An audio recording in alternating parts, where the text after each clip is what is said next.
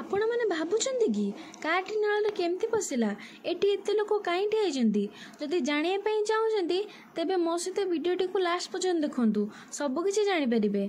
Hello guys मुझे स्वागत करुँ मोर गोटे सुंदर मिनी ब्लॉग को।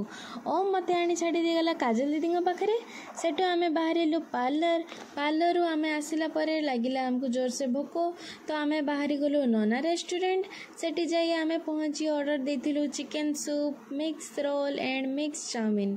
आम खाई सारी आम घर को बाहरलु।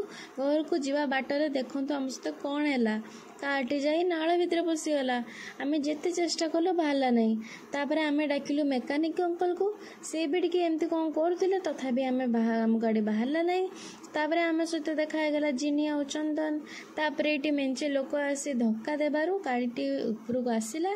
फाइनाली एबे आम घर को जीवा चलतु देखिबा आम कौन करचु। तापर ये पुणी देखिए बाटर पुणी जाम हो गला। तापर आम फाइनाली आम आसी घर पहुँची गलु। काजल दीदी कहते जे आज केमती आमर असुविधा होता आम गाड़ी केमती पशिला। तापर आम आसी मिठा और थाली सब सजेलु। तापर आम राति 10टा बेले नहीं गलु सब जुहार हाँवाई। तो वीडियोटी केमती लगिला लाइक शेयर सब्सक्राइब।